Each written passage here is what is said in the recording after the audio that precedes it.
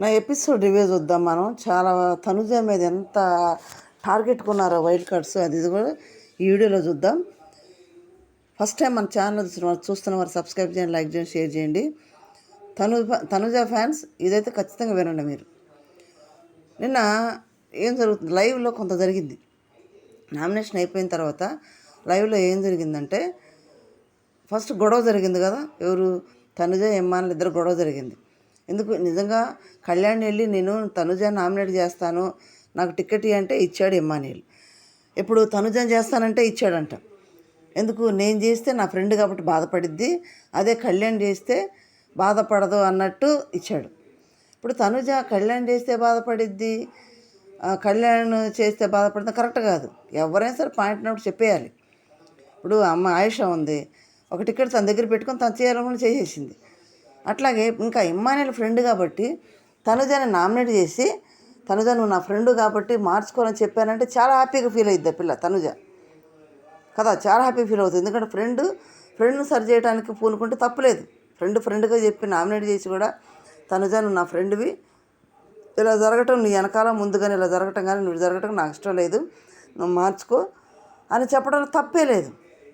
అట్లా చేయకుండా ఇమ్మాన్యుల్ కళ్యాణ్ చేస్తానంటే కళ్యాణ్కి ఇటువంటి కళ్యాణ్ చేస్తే బాధపడదా? కళ్యాణ్ ఫ్రెండ్గా ఉంటున్నాడు, ఏదో కొంచెం ఏదో మన అందరు బాండింగ్ అనుకుంటున్నప్పుడు అట్లయినా బాధపడేది కదా కళ్యాణ్ చేస్తే. ఇక్కడ సేఫ్ గేమ్ కాదు ఇమ్మాన్యుల్ ఆడేది. అదే తనుజ అనేది, నువ్వు సేఫ్ గేమ్ ఆడావు, కళ్యాణ్ చేస్తానంటే ఇవ్వడం ఏంటి నువ్వు చేయొచ్చు కదా అదేందో.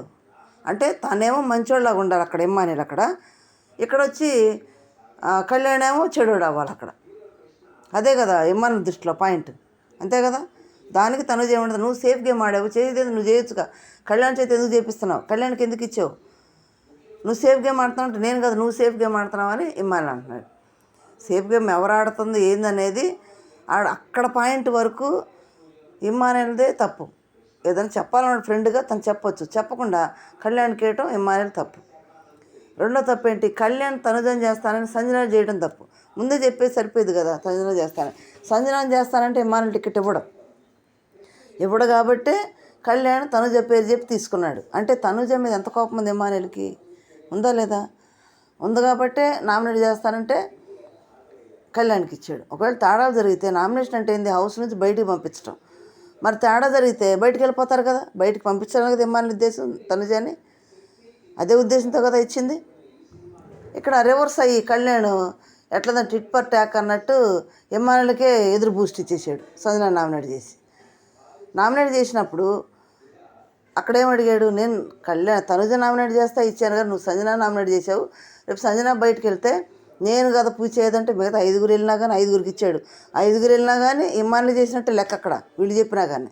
ఎందుకు, వాళ్ళు ముందే మేము పలానోళ్ళని చేస్తాము, ఆ రీజన్ ఏంటి, పాయింట్ ఏంటి కనుక్కున్నాడు కూడా. ఆ పాయింట్ గట్టుకుంటేనే అని పాయింట్ కనుక్కొనే వాళ్ళకి ఇచ్చాడు, రీజన్లో కనుక్కొనే వాళ్ళకి ఇచ్చాడు. అప్పుడు నేను ఇమ్మాన్యుల్ చేసినట్టే కదా. 5 ఎవరు బయటకు వెళ్ళినా ఇమ్మాన్యుల్దే భావిస్తా అక్కడ, ఇమ్మాన్యుల్ వల్ల వెళ్ళినట్టు అక్కడ, సంజన ఒక్కతే వెళ్తే కాదు. తర్వాత సంజన బాండింగ్ అంటే బాండింగ్ ఉంది. ఇప్పుడు ఏమైంది, నేను వదిలిపెట్టాను, నేను ఊరుకోను అని సంజన కళ్యాణ్ మీద వేసింది. కళ్యాణ్ మీద వేసి నువ్వు నాకు ఎందుకు చేసేవారు అంటే, అవును మరి నువ్వు చేసేవాడు తనుజ ఇమ్మాన్యుల్తో అట్లా ఎందుకు చెప్పేవరా నువ్వు అని అంటే, అవును నా పాయింట్ ఉంది. ఏం పాయింట్, తనుజ మీద కళ్యాణ్కి ఉన్న పాయింట్ ఏం తెలుసు అసలు, చాలా విచిత్రంగా ఉంటుంది. ఈ వారం అంట దూరం పెట్టిందంట, దగ్గర రానిలేదంట, సరిగ్గా మాట్లాడలేదంట, బిహేవియరే మారిపోయిందంట తనుజ అది కళ్యాణ్ పట్ల. అది కళ్యాణ్ బాధ. నేను తనని ఎక్కడో ఊహించుకున్నాను, నన్ను ఎత్తిమే పెట్టుకున్నాను, ఆకాశం అంత ఊహించుకున్నాను, తను అర్థం చేసుకున్నాను నేను, కానీ నన్ను దూరం పెట్టింది ఎవరో నా మాటలను బట్టి, నాతో సరిగ్గా ఉండలేదు, ఏదో బిహేవియర్ మారిపోయింది, అందుకని నేను తనుజ నామినేట్ చేయాలనుకున్నానంటే. తనుజ నిజంగా ఆడపిల్ల, మారిపోయింది అంటే అక్కడ అంత వీడియోలు చూసినాక మారిపోకుండా ఉంటారా, దూరం పెట్టకుండా ఉంటుందా? కళ్యాణ్ ఎందుకు అర్థం చేసుకోవట్లేదు, అక్కడ ఏం చూపించారు తనుజకి, ఏం తెలిసిందో అందువల్ల ఇలా బిహేవ్ చేస్తున్నా అర్థం చేసుకోవాలి కదా ఆడపిల్లగా.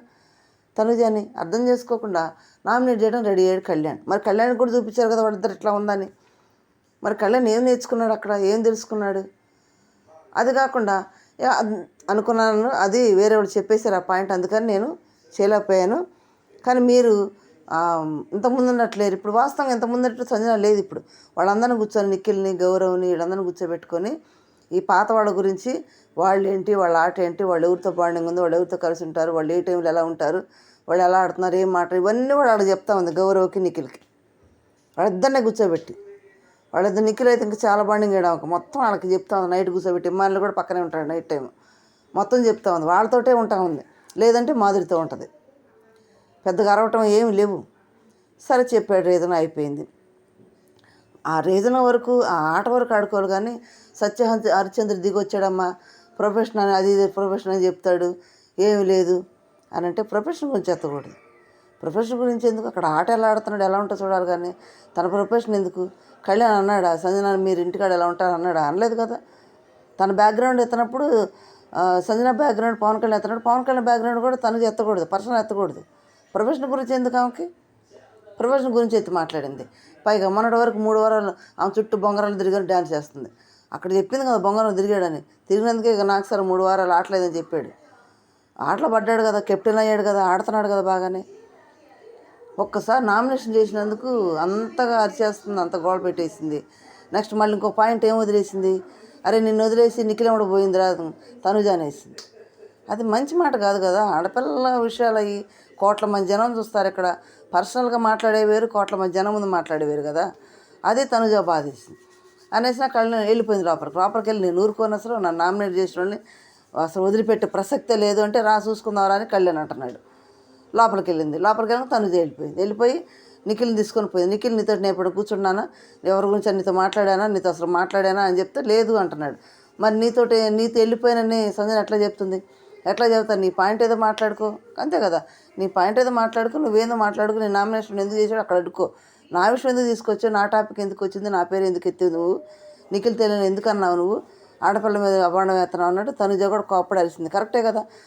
వాళ్ళ డిస్కషన్లో వేరే వాళ్ళని తీసుకొచ్చి పెడతావు ఎందుకు? ఒక మాట వదిలేసారు, మళ్ళీ ఇంకొకటి. అది ఒకళ్ళొకళ్ళు ఎట్లా ఉంటుందంటే తనుజ పాయింట్ కరెక్ట్గానే ఉంది, సంజనాదే గబక్కన వదిలేస్తుంది మాటలు. ఆ కోపంలో ఏముంటుందో నాకు అర్థం, గబక్కన వదిలేస్తుంది అవి. ఆ తర్వాత నేను కాఫీ సాక్రిఫైస్ చేశాను ఏడుస్తుంది. రీతుతో చెప్తా, నా క్యారెక్టర్ మీద దెబ్బ కొడుతుంది, కోట్ల మంది చూస్తున్నాను బాధపడితే ఏడుస్తుంటే కాఫీ కూడా ఇచ్చానంటే ఇచ్చేవాళ్ళ కాఫీ, తర్వాత ఇస్తే తెగ తాగేసావు కదా అంటే సాక్రిఫైజ్ని కూడా ఎంత చీప్గా చూస్తుందో చూడండి. అక్కడ భరణి గారు సాక్రిఫైస్ చేసింది కూడా చాలా చీప్గా మాట్లాడింది, ఇక్కడ మాట్లాడింది. మళ్ళీ పక్కన రీతు ఉంటే రీతు పాప జుట్టు సాక్రిఫైస్ చేసింది, అది సాక్రిఫైజ్ అంటుంది. ఇదేం ఘోరం? సాక్రిఫైజ్ అంటే ఏదైనా చిన్నదైనా పెద్దైనా సాక్రిఫైస్ చేసినట్టే లెక్క. మరి అప్పుడు ఎందుకు వద్దనొచ్చు కదా. తనుజ నువ్వు నాకేం చేయొద్దులే, భరణి గారు నువ్వు చేయొద్దులే అని నేను వెళ్ళిపోతాను ఇంటికి అనొచ్చు కదా. అప్పుడే సైలెంట్గా ఉంది, ఇప్పుడే ఏం సాక్రిఫైస్ చేశారు మీరు అని ఈజీగా వదిలేస్తుంది. అది కరెక్ట్, దానికి విలువ లేకుండా చేస్తుంది సంజన. ఏంది నామినేషన్ చేసినందుకు.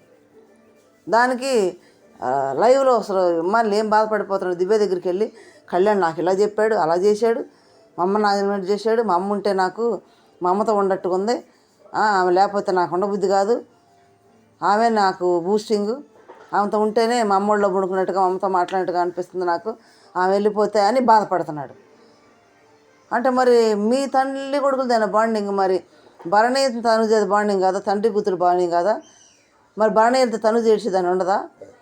ఏం మాట్లాడతాడు ఇమ్మానేలు? దానికి దివ్య ఏమంది, సరే వదిలేసేయి, ఎక్కడిదక్కడ మర్చిపో, వదిలేసేయి, తనకు స్పేస్ కొంచెం బాధపడుతుంది కదా, తర్వాత మాట్లాడు అని అంటే దివ్య కూడా భరణి గారికి ఎవిక్షన్ పాస్ ఉపయోగించలేదు ఇమ్మానేలు. మళ్ళీ అలాంటి వ్యక్తితో కూర్చొని మాట్లాడుతూ ఉంది, ముచ్చట్లు పెడతా ఉంది. వీళ్ళందరూ తనుజ తనుజ తనుజ. తర్వాత రమ్య నామినేషన్ అయిపోయింది కదా. నామినేషన్ గురించి నైట్ అయిపోయినాక గౌరవ్ ఆయేషా కూర్చొని ఏం మాట్లాడుతున్నారు. గౌరవ్ అన్నది, రమ్య ఎందుకు తనుజనే టార్గెట్ చేసిందో నీకు అర్థమైందా అంది గౌరవ్ని. ఆయేషా అర్థం కాలేదు, తనుజ సుమని నామినేట్ చేసింది కదా అందుకేమో అన్నాడు. లేదు బయట నుంచే ఫేక్ పాయింట్ తోటి అమ్మాయి లోపలికి వచ్చిందంట రమ్య తనుజ మీద. నేను తనుజ ఎలిమినేట్ చేసిన దాకా నామినేట్ చేస్తూనే ఉంటానంటుంది, టార్గెట్కి పెట్టుకొని వచ్చిందంట అనని రమ్య చెప్తుంది. నేను వెళ్ళి అడిగాను, రమ్య ఎందుకు ఇలా చేస్తున్నావు, తనుజని ఎందుకు టార్గెట్ చేసావు అంటే ఎలిమినేట్ అయిన దాకా నామినేట్ చేస్తూనే ఉంటా అని అంటుంది అని ఆయేషా గౌరవ్తో చెప్తుంది. దానికి గౌరవ్ ఏమన్నాడంటే లేదు ఫేక్ అనేది 1-2 సార్లుకి ఫేస్లో అర్థమైపోతుంది, ఎంతకాలం ఫేక్గా ఉండలేరు. ఆ తనుజ ఫేక్ అనేది కరెక్ట్ కాదు. ఏదైనా బాండింగ్ అదే ఓకే, కానీ ఫేక్ అనేది కరెక్ట్ కాదు, దొరికిపోతారంటే ఆయుష్ అంది. అవును, మరి 1-2 సార్లకైతే ఎంత ఫేక్గా ఉన్నా కానీ బయటికి కనపడిపోతారు. 6 వారాలు ఫేక్గా ఉండలేరు, బయట కనపడిపోతారు. రమ్య టార్గెట్ కరెక్ట్ కాదని ఆయుష, గౌరవ్ మాట్లాడుకున్నారు తనుజ విషయంలో. రమ్య ఒపీనియన్ చూడండి. రమ్య అందుకు వెళ్ళిందంట, తనుజని ఎలిమినేట్ చేయడానికి వెళ్ళిందంట. మీరేమంటారు ఫ్రెండ్స్? ఇట్లా ఒకళ్ళ మించి ఒకళ్ళు ఏం గొడవలు. పైగా అయిపోయినాక నేను లైవ్లో ఒక దొంగతనం జరిగింది. ఎందుకంటే బిగ్ బాస్ దొంగతనం డబుల్ టాస్క్ పెట్టేసి అందరూ డబ్బులు ఇచ్చాడు. ఇస్తే బ్లూ టీము ఓడిపోయింది, సంజన వాళ్ళ టీము. రెడ్ టీము దివ్య మాధురి వాళ్ళ టీము గెలిచింది. దానికి తనుజని ఎత్తి నీళ్ళలో వేశారు. సంజనాన్ని ఎత్తి నీళ్ళలో వేశారు.